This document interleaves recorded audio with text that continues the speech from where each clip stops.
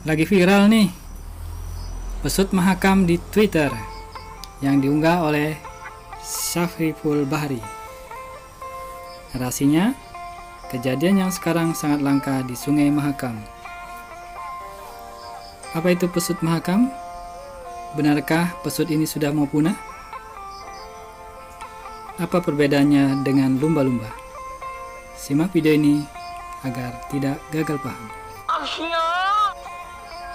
Bismillahirrahmanirrahim. Assalamualaikum warahmatullahi wabarakatuh. Agak kereba, sembugi salis surang sarebatan saudara-saudara, bertemu kembali dengan channel kesayangan kita Sampulita Nahmadu wa nusalli wa sallim ala rasul karim wa ala alihi wa sahbihi ajmain. Semoga kalian selalu dalam keadaan sehat walafiat, berbahagia dan dirahmati Allah Subhanahu wa taala. Amin. Allahumma amin. Saya kutip dari kompas.com. Sebuah video mengenai pesut di Mahakam, Kalimantan Timur viral di Twitter Selasa hari ini 21 Juli 2020. Video tersebut memperlihatkan beberapa hewan mirip lumba-lumba sedang meloncat-loncat di sungai. Pengunggah video itu, @bahari BPP, menuliskan narasi sebagai berikut. Kejadian yang sekarang sangat langka di Sungai Mahakam.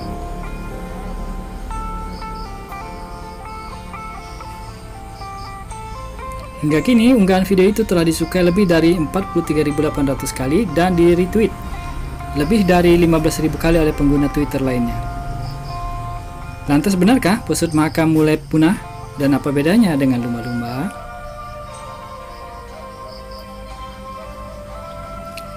Penjelasan peneliti LIPI. Peneliti LIPI bidang zoologi Yuli Fitriana menjelaskan pesut mahakam merupakan keluarga lumba-lumba dengan famili Delphinidae. Kalau kita nyebut pesut mahakam berarti subpopulasi yang ada di Indonesia, khususnya di Kalimantan, ujarnya pada kompas.com Selasa 21 Juli hari ini ya. Lanjutnya, pesut mahakam dengan nama Latin Orcaila brevirostris tidak hanya ada di Indonesia. Pesut mahakam juga tersebar di Bangladesh, India, Laos, Kamboja, Vietnam, Myanmar, Thailand, Malaysia, Singapura, dan Filipina.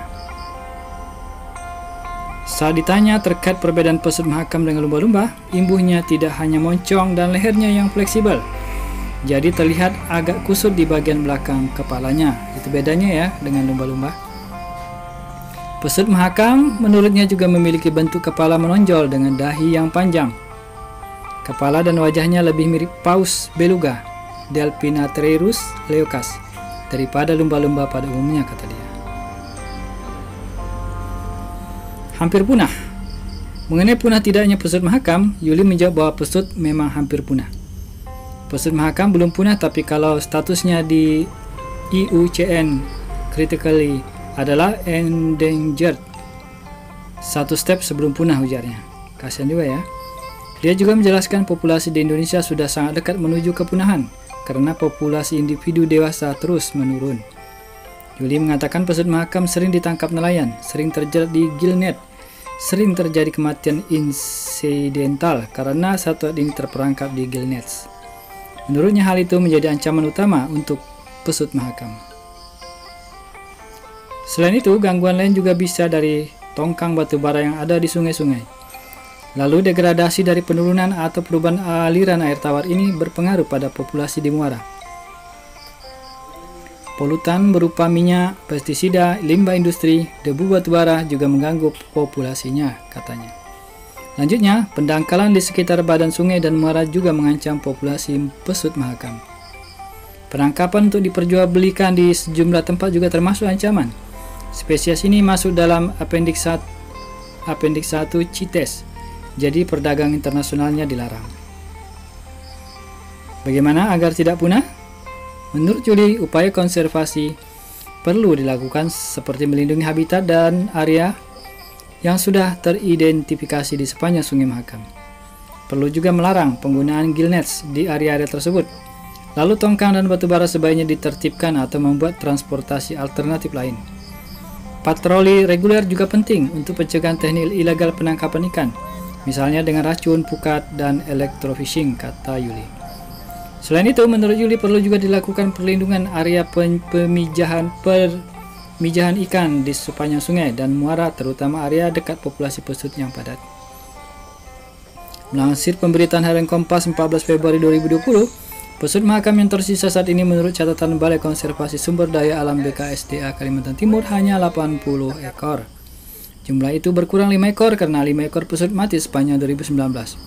Limbah dan alat tangkap tak ramah lingkungan menjadi penyebab utama matinya pesut. Pesut ini sebagai indikator jika ada yang mati akibat kualitas air yang menurun, berarti itu juga berbahaya bagi ikan-ikan.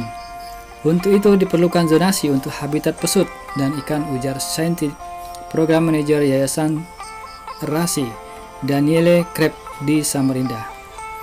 Nah, demikian yang dapat tidak sampaikan, semoga bermanfaat. Terima kasih sudah menonton. Salam menulis dari datang. Assalamualaikum warahmatullahi wabarakatuh.